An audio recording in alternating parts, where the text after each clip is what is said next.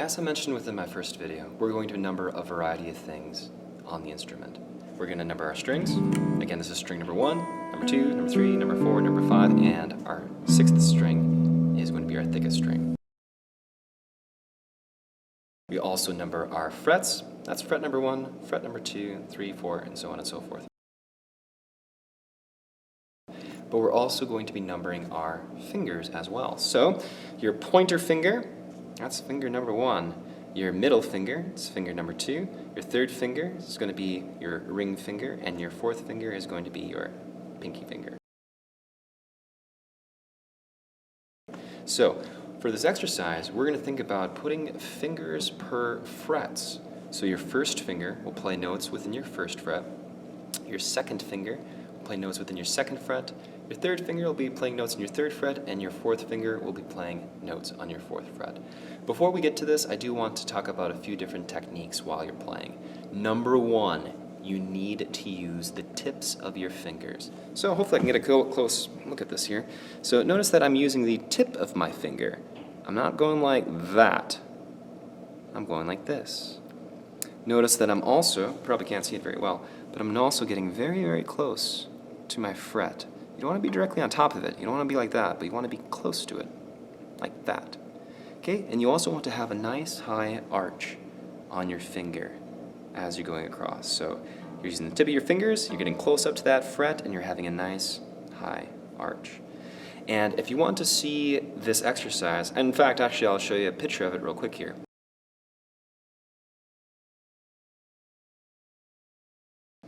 Notice that you have numbers 1, 2, 3, 4. The next one goes 2, 3, 4, 1, and so on and so forth. So what you're going to do now is you're going to go all the way down the strings, and you're going to go all the way back up. And the first thing is you're going to use nothing but downstrokes. And a downstroke, by the way, this is a pick. We're also going to be working with our right hand as well too here. So a downstroke is that you're going to be moving the pick in a downward direction. Okay, so the first time that you go through it, you're going to be playing 1, 2, 3, 4 on your thickest string using nothing but downstrokes. And then you go down the next string thinner, doing the same thing, and you're going to go all the way down and all the way up. So it looks something like this.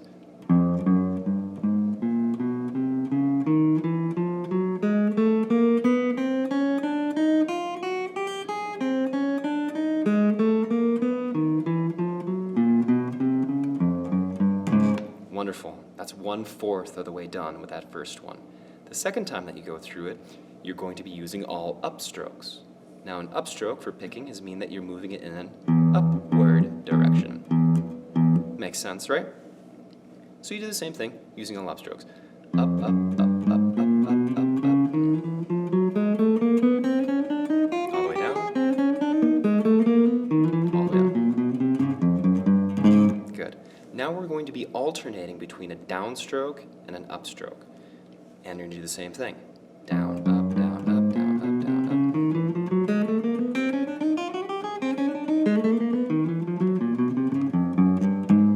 Lastly, you're going to be alternating between an upstroke and a downstroke. So you're going to go up, down, up, down, up, down, up, down, up, down, up, down.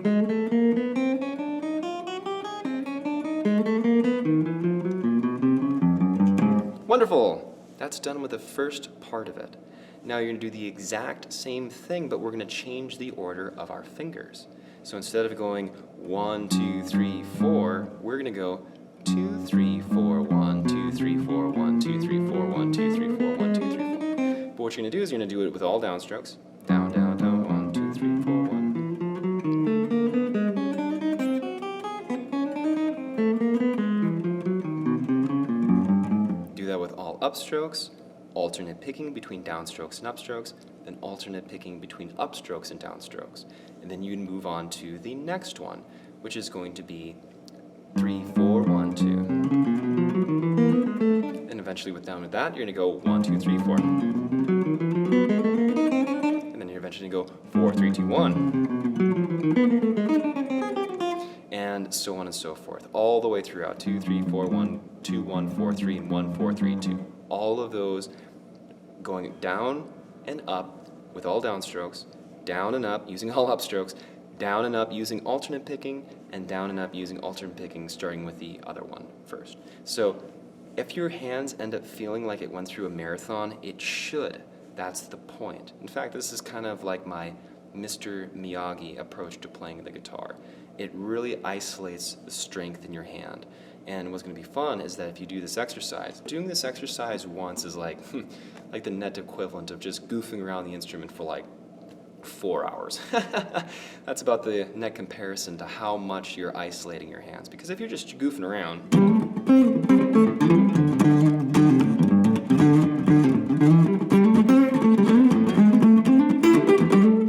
yeah, you are getting your hand a bit of a workout, but some fingers are being more emphasized than others, and as a result, some fingers just don't get the training that they need. But this really makes sure that you're playing every single one of your fingers, using the tips of your fingers, using nice high arches, and getting close to those frets. So that is the finger strength building exercise.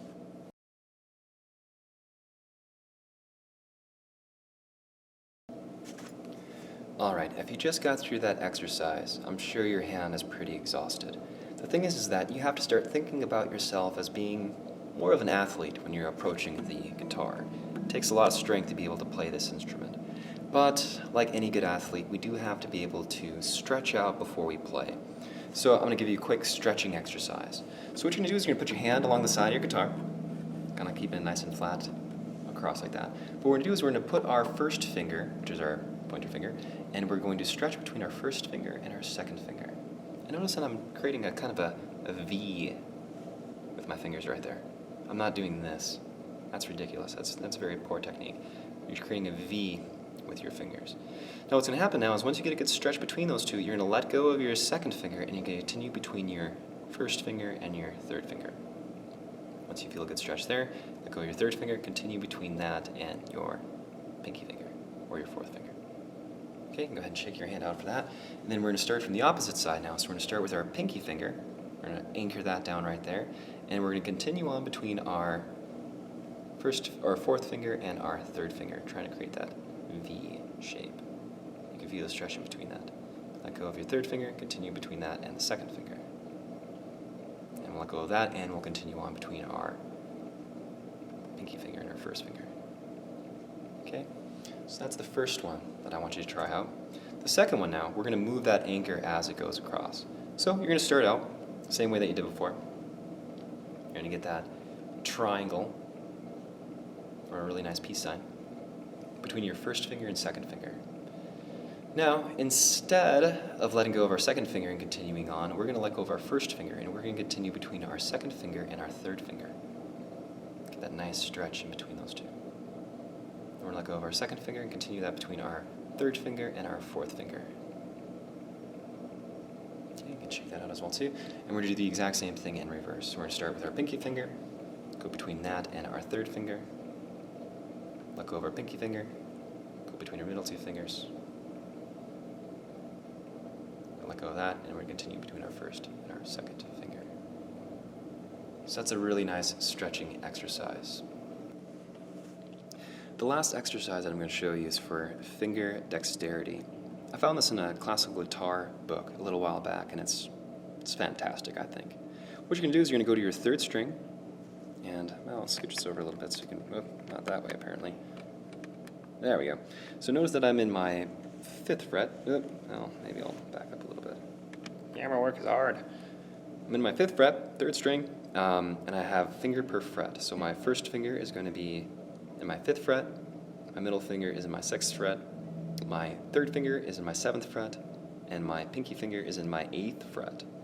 So what you're going to do now is you're going to start with your pointer finger, and you're just going to go up to your thickest string and then down to your thinnest. Up and down and up and down and up and down and up and down.